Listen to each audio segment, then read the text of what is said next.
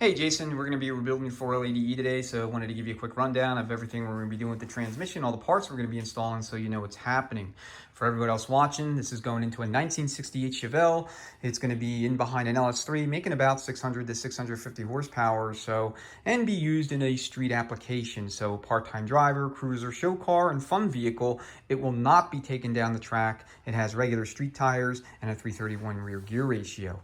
So first thing I'll call your attention to is the Sonics Retro Short Shift Shaft. So part number is 38511-03K. And what this is designed to do is mate to a second design shift shaft or manual detent lever, aka rooster comb, so that folks that want to install late model 4L80Es that originally took the manual lever position sensor, which is basically everything 95 and up, that had the long shift shaft, can be installed into classic vehicles that use rod style external shift linkage and require a short shift shaft. So the reason why this exists is that the first design short shaft from 4L80Es and TH400s do not mate to this second design rooster comb, and the specific difference is right here in the cutout. So, you know, they're not compatible. Therefore, Sonics came up with a solution for folks that want to run late 4L80Es in classic vehicles. All right, as you guys know, if you've been following me long enough, you know I always replace my electrical or electronic components in all transmissions I build. This one's no different. So we got a GM pressure switch manifold assembly, 2 new speed sensors, a wiring harness, and then over there by the valve body, we have all new solenoids. All right, and then for our pump, we have most of our valving in here. We have a Sonics boost valve kit with O-rings. So this is 34200-01K. This comes with the boost valve and sleeve, the O-rings, as well as the pressure regulator valve in plug that accepts an O-ring as well. So it seals off that entire bore in the stator support, preventing loss and leakage, and ensures hydraulic sealing integrity. All right, we also have a Sonics higher pressure regulator spring, or higher pressure spring, I should say. It increases line pressure linearly by roughly 10% over factory. All right, so brand new pump body with gears, and I do what I call my lube mods. They're really CK Performance lube mods, and I just more or less adopted them, but I do these lube mods for every 4L80E I build. So the first one I'll talk about is this one here in the pump body. This is the drain back. I drill that to 1/4 of an inch in every 4L80E, regardless if it's stock or, you know, all out pro mod or something. Okay, so 1/4 of an inch will ensure that there's no excess fluid pooling up and behind the seal and putting the unit at risk of having a blowout there in the front, causing, you know, all kind of problems. So we also pair that mod with mods to the stator support. The first hole I'll reference here is going to be our little 55 thousandths line to lube hole. This gives full-time line to lube if you're running the factory pressure regulator valve. Now, if you're going to install the Sonics lube regulated PR valve, do not drill this hole. It's not necessary. The design of that Sonics valve has the full-time line to lube function built into it. Okay, and then here you want to drill out the overdrive roller clutch assembly lube feed passage in the stator there to a 125 thousandths or 1/8 of an inch. And then you also want to install a Sonics wide front stator shaft bushing. Okay, the factory bushing is about half of this width, and if this bushing wears, which the factory one does, I mean 4L80Es are hard on bushings, you'll start to have converter clutch apply issues. You know, they'll show up as trouble code P1870, converter falling out of lockup, things like that, in really extreme wear cases. So always install the wide bushing there. All right, for your extension housing, 04 and up, this is a 04-05 unit.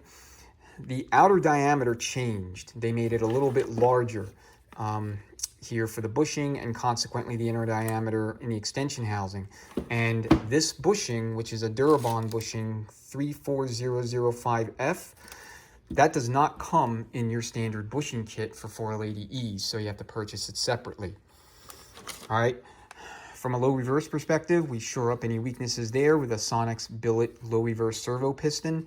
For a second design, they went to a dome style piston starting in 1996, and in heavy duty and high performance applications, or even in stock deals, this area here is known for cracking. And so you'll want to mitigate any risk by installing that piston in lieu of the factory version. Now, the flat top piston that was in all TH400s and 91 through 95 480Es is not known to have that problem. So I'll still install a billet piston, but only in real high performance or really heavy duty situations if I'm working with like a TH400 or early 480E. All right, clutch and steel module. These are the Raybestos Stage 1 frictions. I really like this friction. I've been using them now for, I'm gonna say 3 or 4 years and have really good luck with them.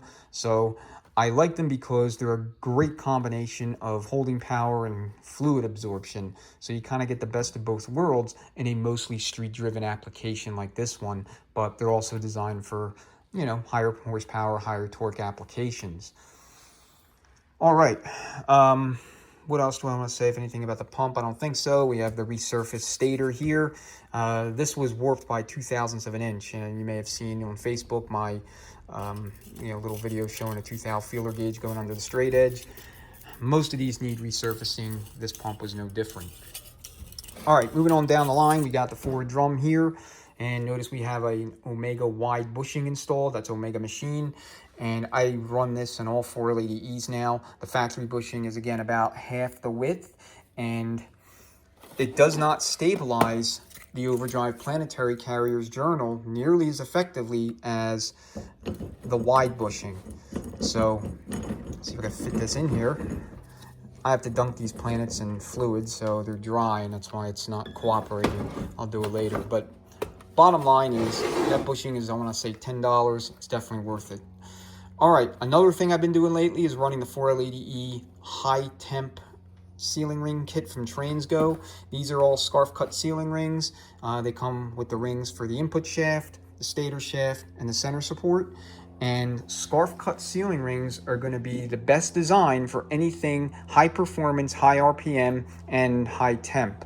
And the reason for that is the scarf cut design conforms to the inner diameter where it needs to seal against whatever workpiece, drum or shaft or whatever, a lot better than your solid one-piece Teflon rings and plastic and or cast steel rings. So great for 480Es.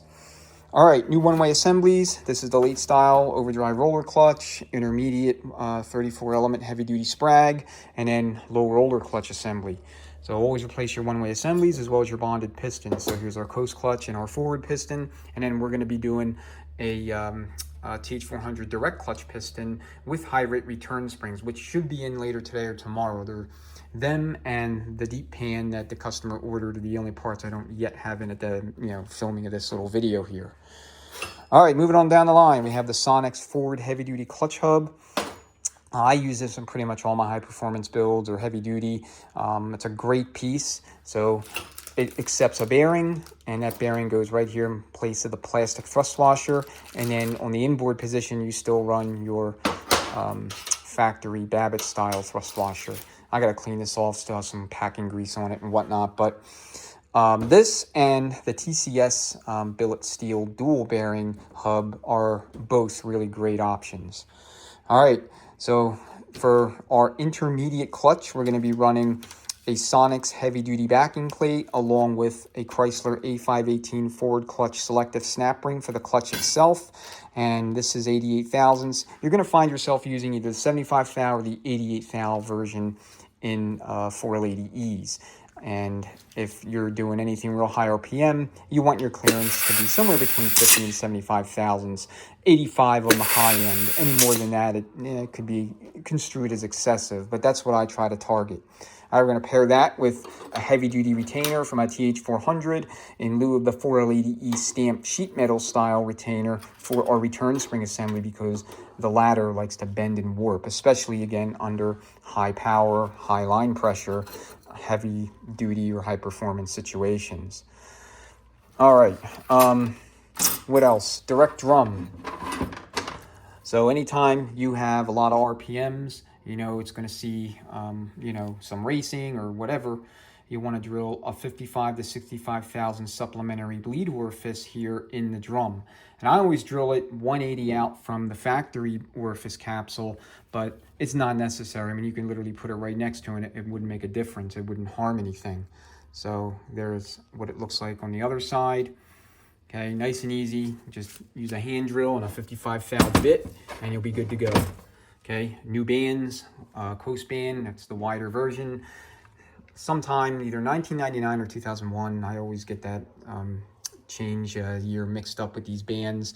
They went to the wider band and they changed the little servo assembly. So if you want to retro this wider Coast band back to an earlier 4L80E, you can do it. You just need to also retro the servo that goes along with it. All right, this little cup plug is 3/8. This is what we're going to use to dual feed the direct clutch in this unit. Dual feeding the direct clutch, which the term is a misnomer, but what it does is that it opens up the entirety of the underside of the direct clutch piston for apply fluid when you're in third gear. In reverse, the entire underside is used. Fluid is piped into the reverse passage for high reverse, and it applies the entirety of the piston, or I should say it, has access to the entirety of the underside of the piston. But in third gear, you're only using this cavity here. So by allowing fluid to also apply to the perimeter section, you basically at least double the torque handling capacity of your direct clutch. So dual feeding is very, very simple, and it only costs you whatever the cup plug costs you, like 10 cents. So you plug the high reverse feed passage in the case, which is going to be right here, right next to the intermediate clutch feed bolt location. You leave the second from the top sealing ring off of the center support, and you leave the lip seal out of the direct drum. And that's it. That's the extended dual feeding. All right, new lower roller clutch one-way assembly here. And again, there's all the new solenoids, so shift solenoids A and B, PWM solenoid, and electronic pressure control solenoid. We're also going to be deleting the third and fourth accumulator via a block-off plate. So again, anything real high stall, which I think this is going to have a 4500 stall converter in it, you want to delete those accumulators and leave the number 5 and 6 check ball out of the case. Those check balls are specifically for the third and fourth accumulator circuits, which again, you're going to be deleting, so they're not necessary to have in there. All right, new bushings installed pretty much everywhere else. Just, standard factory spec bushings, nothing fancy. And then for our rear thrust, we're going to delete the 3-tab thrust washer and the 4-tab Babbitt washer from the output shaft flange. In other words, this right here.